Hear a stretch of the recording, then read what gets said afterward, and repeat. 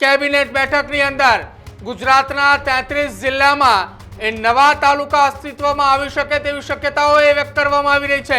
સ્થાનિક સ્વરાજ્યની સંસ્થાઓની ચૂંટણી પહેલા ફેરફારો થાય તેવી શક્યતાઓ છે। 33 જિલ્લાઓની અંદર નવા 17 તાલુકાઓ અસ્તિત્વમાં આવે તેવી શક્યતાઓ વ્યક્ત કરવામાં આવી રહી છે।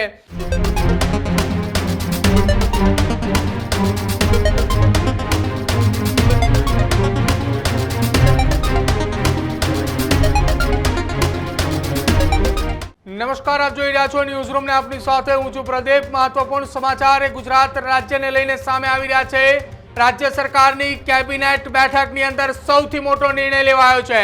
ગુજરાતના રાજકારણના સૌથી મોટા સમાચાર કેબિનેટ બેઠકની અંદર ગુજરાતના 33 જિલ્લામાં નવા તાલુકા અસ્તિત્વમાં આવી શકે તેવી શક્યતાઓ વ્યક્ત કરવામાં આવી રહી છે। 17 જેટલા નવા તાલુકાઓની રચના થાય તેવી શક્યતાઓ વ્યક્ત કરવામાં આવી રહી છે।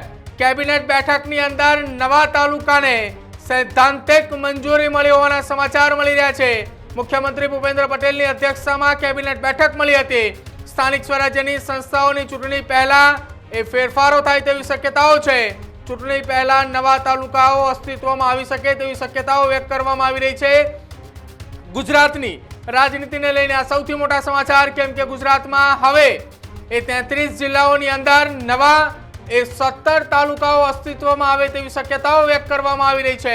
17 તાલુકાઓ અસ્તિત્વમાં આવતાની સાથે જ આવનારા સમયની અંદર સ્થાનિક સ્વરાજ્યની ચૂંટણી પહેલા તમામ તાલુકાઓ અસ્તિત્વમાં આવે તેવી શક્યતાઓ વ્યક્ત કરવામાં આવી રહી છે।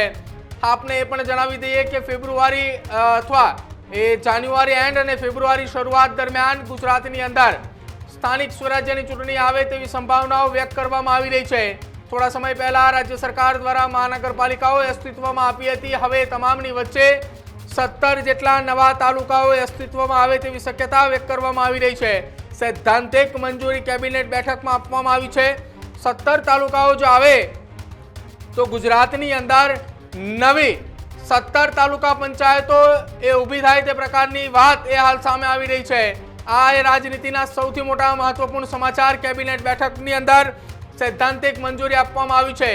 મારા સહયોગી દીક્ષિત ઠકરાર જોડાય છે। દીક્ષિત, ગુજરાતના રાજકારણના સૌથી મોટા સમાચાર 33 જિલ્લાની અંદર નવા 17 તાલુકાઓ આવે તે પ્રકારની તૈયારીઓ સૈદ્ધાંતિક મંજૂરી કેબિનેટ બેઠકની અંદર મળી ચૂકી છે। બિલકુલ પ્રદીપ, નવા 17 તાલુકાને સૈદ્ધાંતિક મંજૂરીઓ મળી શકી।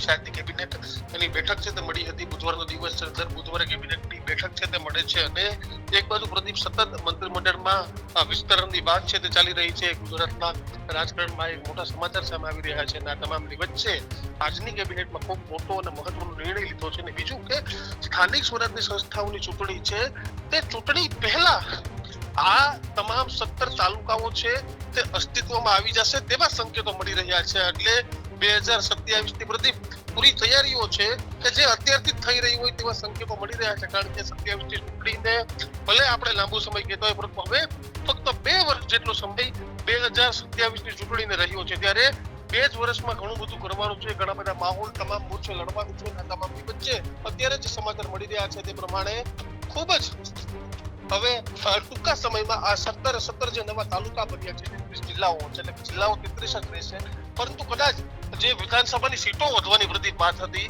તો આગામી દિવસોમાં એ પણ સંકેત મળી શકે કે વિધાનસભાની સીટો છે તે વધી શકે છે। દીક્ષિત, થોડા સમય પહેલા મહાનગરપાલિકાઓ અસ્તિત્વમાં આવી હતી। લગભગ 9 જેટલી નવી મહાનગરપાલિકાઓ અસ્તિત્વમાં આવી। એ 9 મહાનગરપાલિકા બાદ 17 નવા તાલુકાની સાથે નવી તાલુકા પંચાયતો આવશે। આવનારી 2027 ની વિધાનસભાની ચૂંટણીની અંદર આ સંકેતો પરથી એવું કહી શકાય કે નવી વિધાનસભાની સીટો જો ઉમેરાય તો ગુજરાતની અંદર 182 ની જગ્યાએ 200 ને પાર પણ પહોંચે।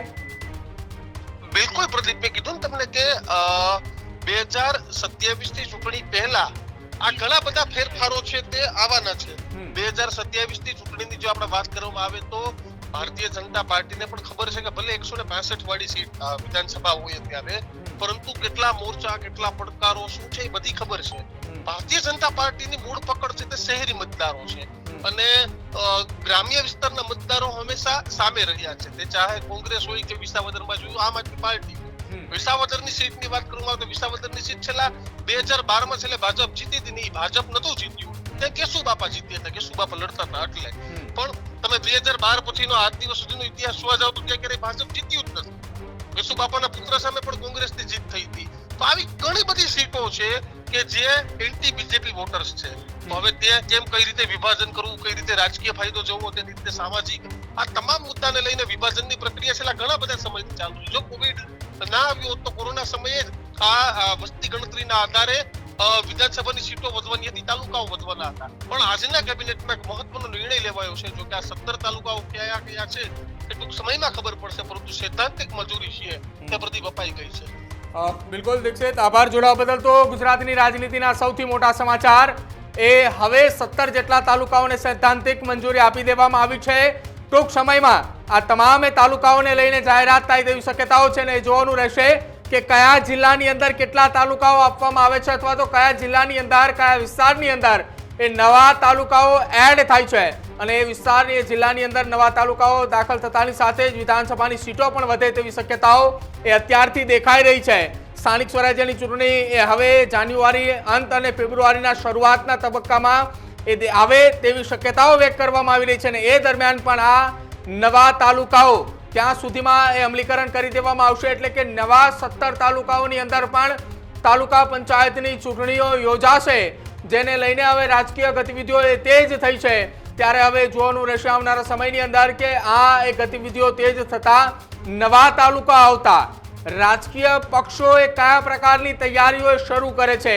જો કે આ તમામની વચ્ચે ગુજરાત સરકારની મુખ્યમંત્રી ભૂપેન્દ્ર પટેલની અધ્યક્ષતામાં મળેલી કેબિનેટ બેઠકમાં આ સૌથી મોટો અને મહત્વપૂર્ણ નિર્ણય આજે લેવામાં આવ્યો છે.